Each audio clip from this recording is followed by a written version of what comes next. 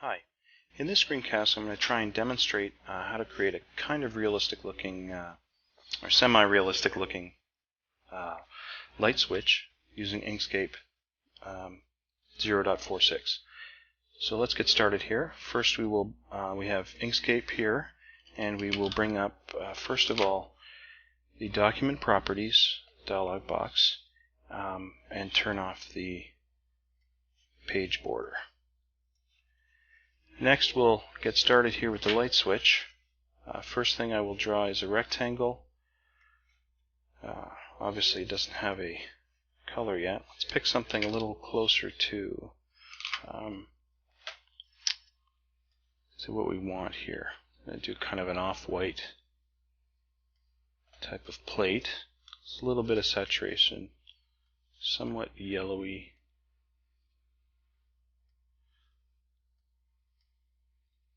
Very close. Now maybe to make things a little bit easier, we'll change the background color of our document to be something a bit darker, just so we can see really what we're doing here. Okay, so we've got that. Now, the size of it will adjust. Now you can be as accurate as you want. I think something like that's realistic looking. Next, I'm going to draw a rectangle for the switch in the center. So what I'll do is actually make that 100% opaque. There we go. And I'll duplicate that. Maybe change the color, and we'll try and leave the same kind of color, but we're just going to darken it up a bit for now, just so we can see the difference here. And I'll just hold Control Shift and drag one of the corners down to keep this thing centered. Now it's a little bit too kind of squat looking, so what I'll do is I will raise up the center a little bit till I get something reasonably accurate, and maybe bring up the Align and Distribute dialog box. Make sure that's centered. Okay. So the first thing I'll do is, after I've got that first rectangle, I will create another one. Let's see here. We'll create a duplicate. Probably lighten it back up a bit. And instead of holding Control Shift and dragging this, you see what happens if I do that is I don't get an even offset. It's thicker here than it is on the sides. So what I'll do is instead, while it's selected, I'll hit Control Shift and then left bracket. Okay, or Control Shift the number 9 key. And that gives me a nice even offset. Okay, my speaker is just going nuts here. And I'm going to turn that dark. Okay.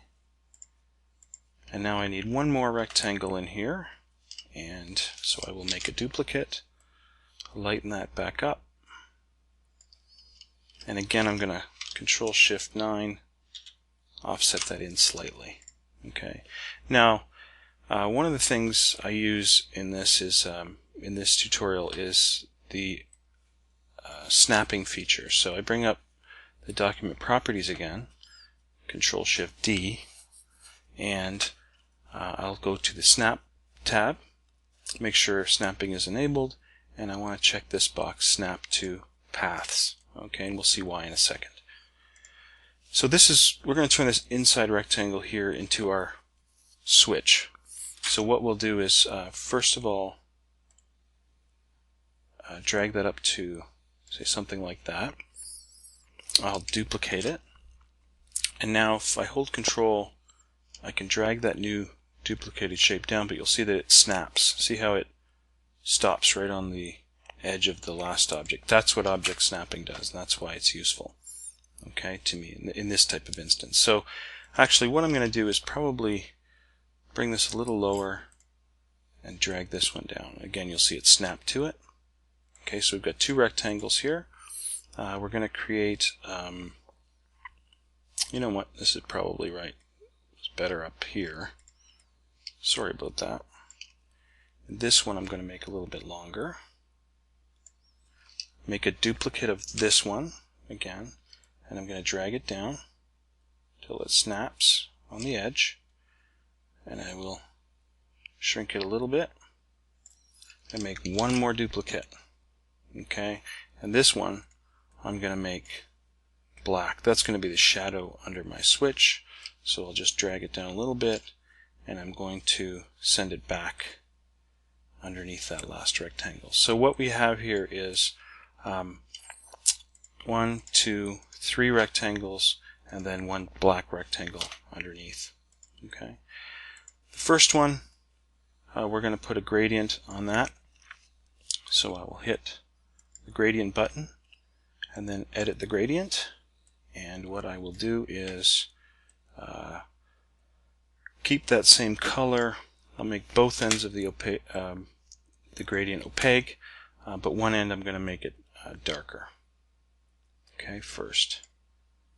Probably even darker than that.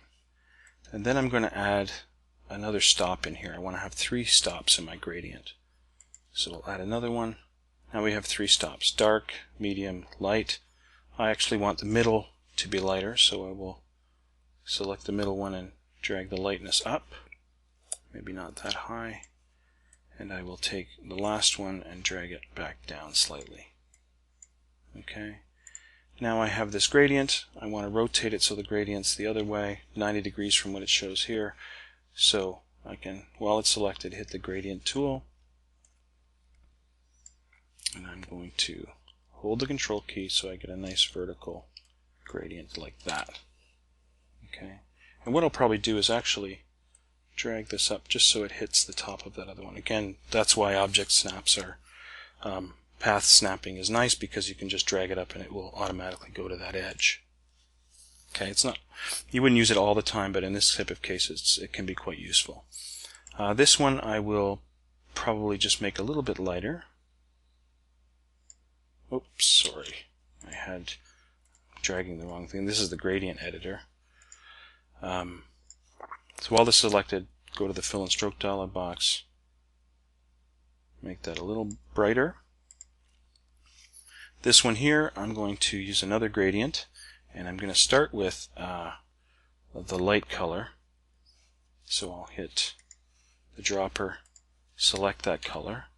Now I'll hit the gradient tool and edit that gradient, and I want it to be opaque on the other end, but a little bit darker. Okay. Again, I want to rotate that gradient, so while it's selected, I'll hit the gradient tool and holding control, I will something like that. Actually, I'll probably edit that a little bit more. Maybe make both ends a little bit darker. Something like that. Okay. So you can see here what we're kind of getting towards. Now, some little fine kind of more detail-oriented work. First of all, I want this to be kind of inset, this outside rectangle. So the way I achieve it is through using a gradient, but I'll do something a little bit different, and we'll select it. Maybe we'll bring it to the top so we can see what we're doing. And I will hit the gradient button. I'll edit that gradient. I will make both ends opaque, and then I will darken, lighten one end and darken the other. So we'll lighten this one up, and the other one will darken. Okay.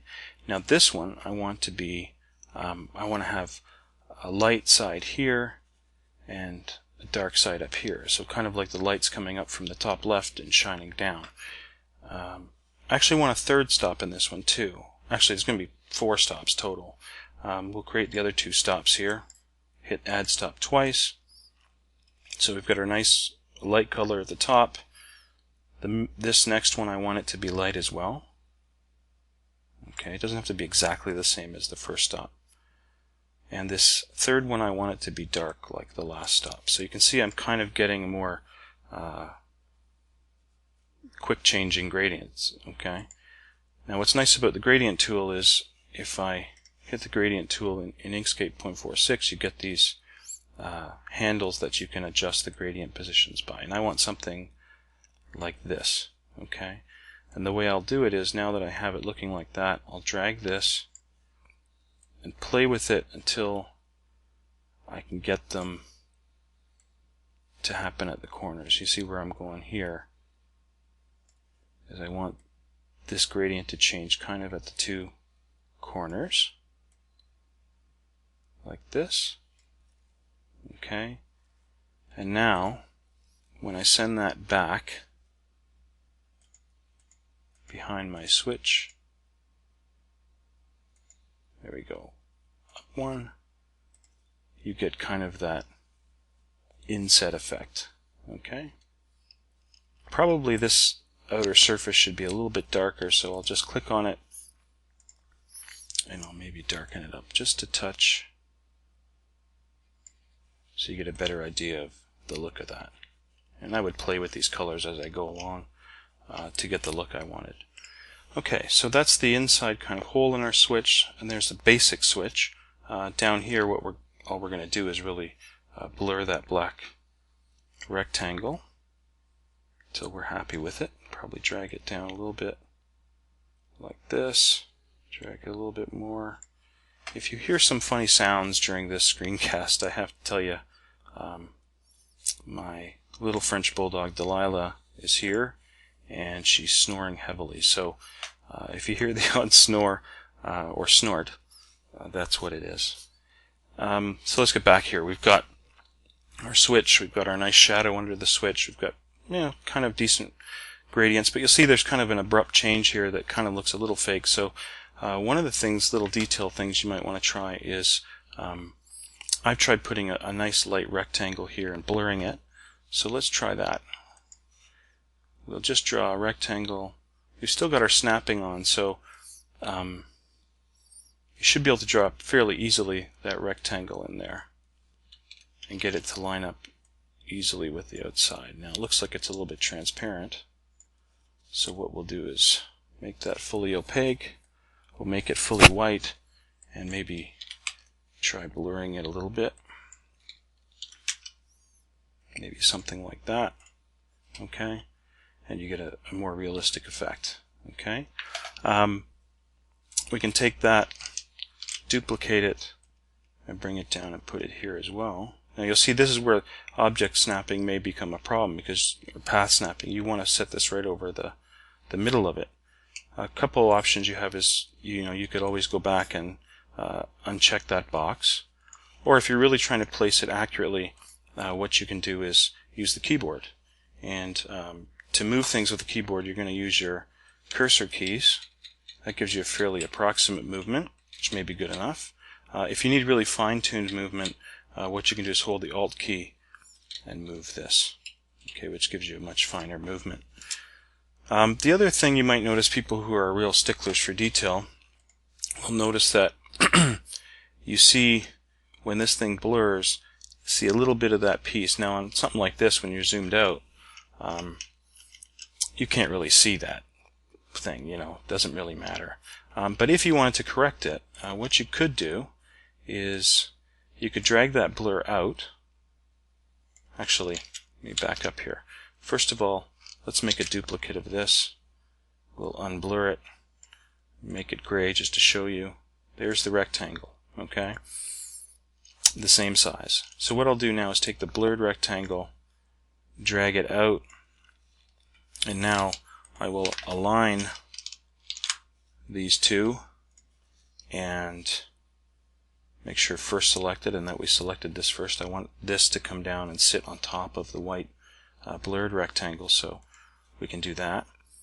Okay, and now what I can do is then select both things. Okay, select the blurred rectangle and hold Shift and select the gray rectangle, and now we can do Object, Clip, Set, and that's going to basically clip off the blurred rectangle to be confined within the dark gray rectangle. So we'll try it here. Now you can see we've got our blur here. We've cut off a bit much here because of our blur. But you'll see the blur is cut off on the edges as well. Okay? So what we'd probably want to do if we back up here, so if we can get this to work a little better, is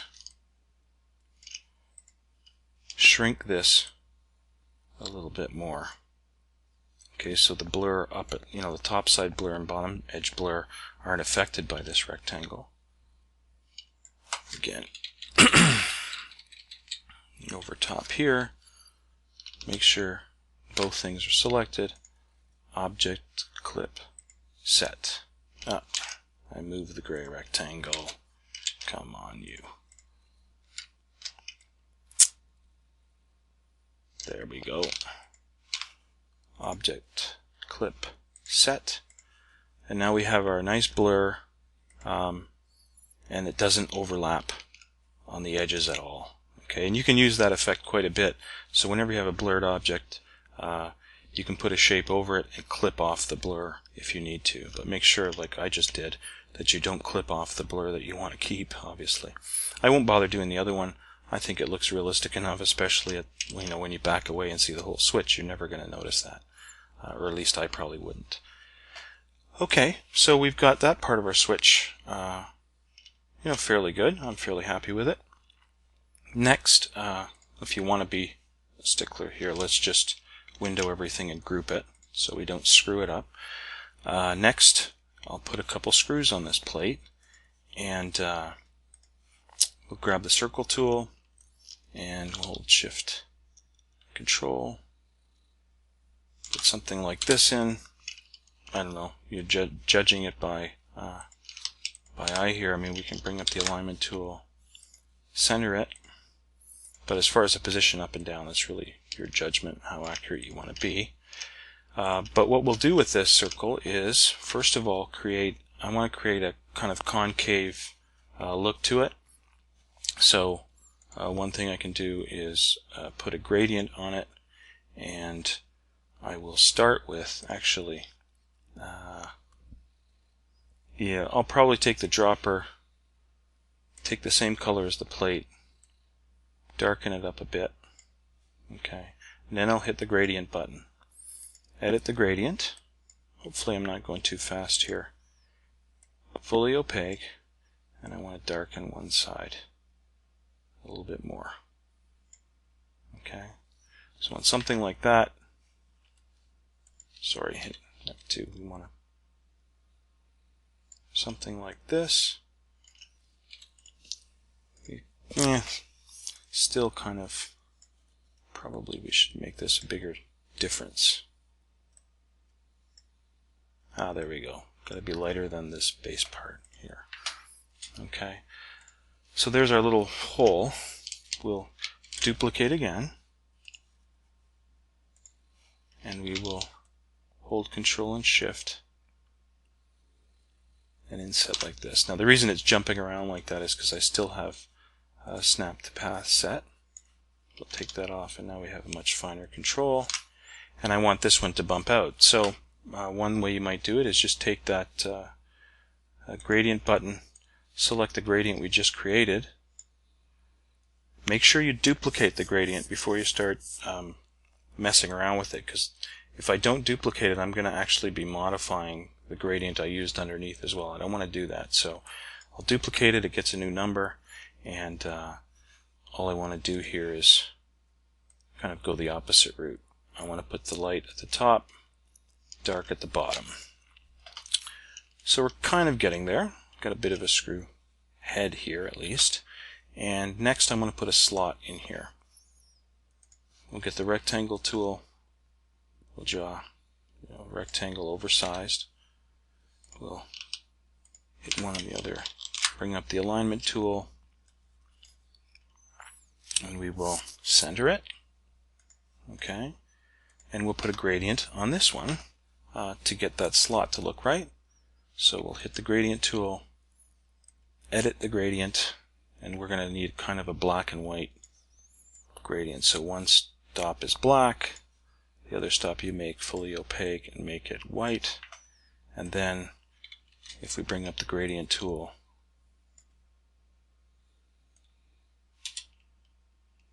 we get that kind of slot. Okay. Now how do we fit this in the circle?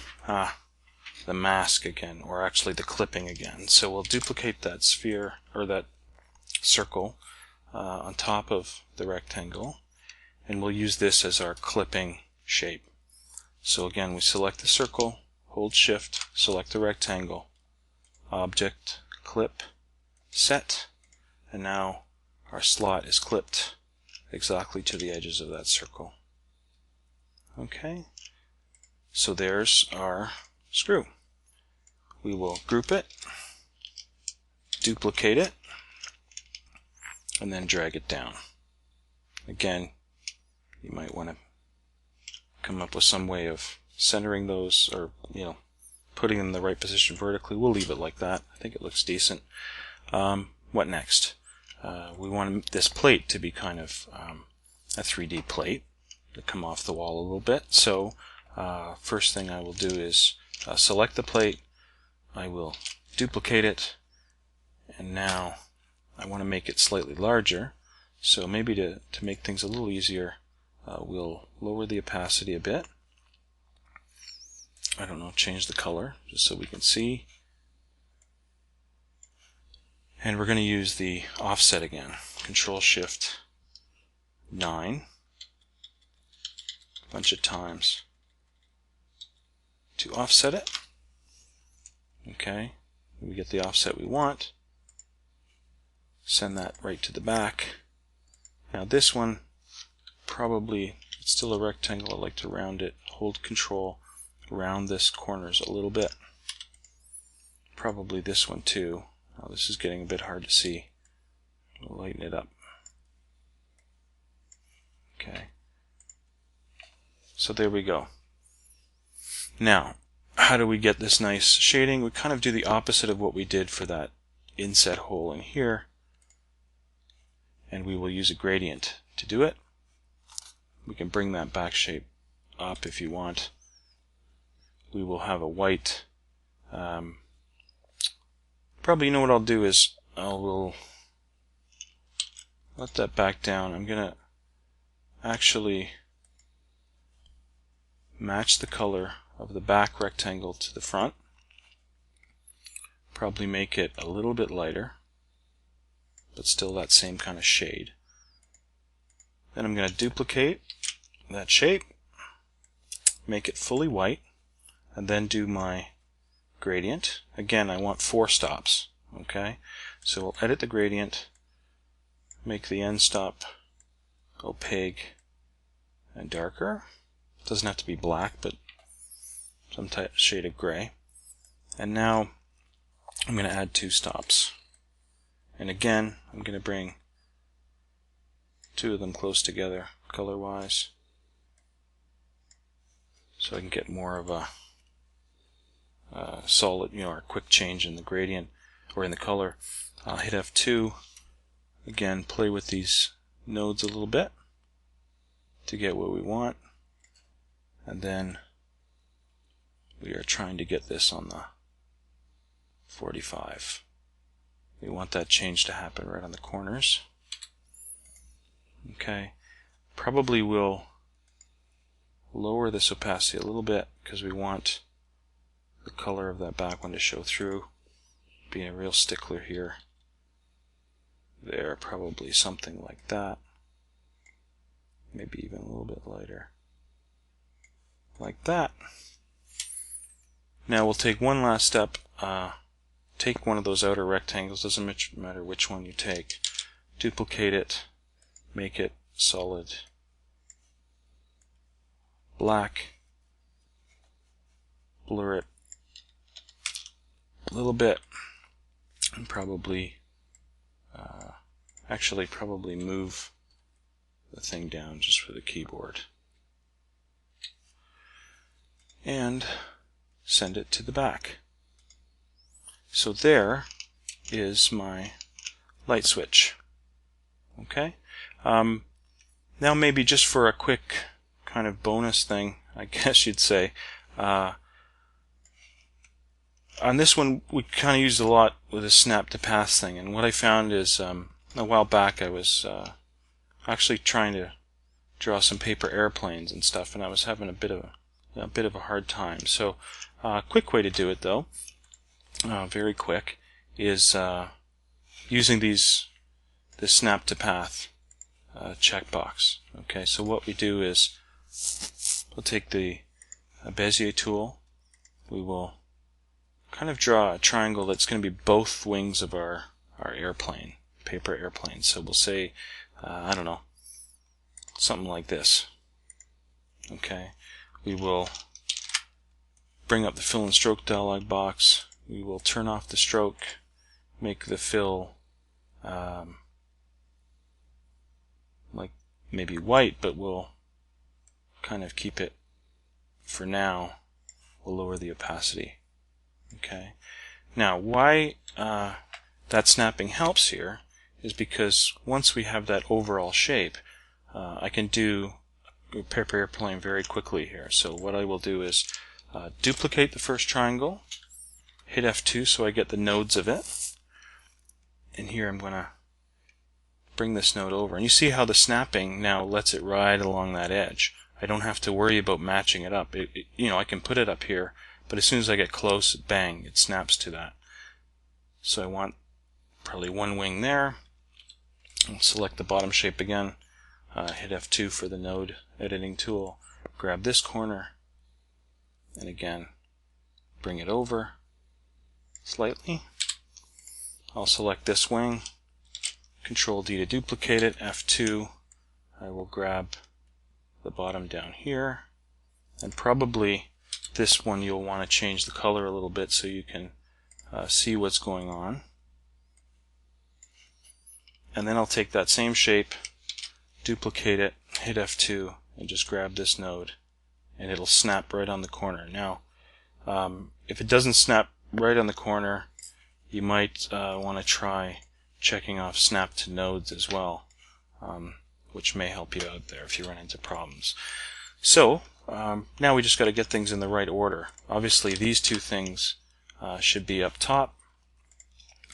This should be yeah, that's right, this is behind, that's above it, and then the two wings. So the two wings we will, just for the sake of simplicity here, we'll make these, maybe we'll use the Tango palette here, solid, make sure the opacity is 100. This one we will make another shade of gray, and this one here even darker, say. This probably work better on a white background. Let's see. Yeah. Now we'll just, for this demonstration, we'll turn the page back to something lighter. We'll leave it there. That's fine. Oops. I'm sorry. My mistake. Sorry about that. And last thing I'll do is probably group everything, duplicate it,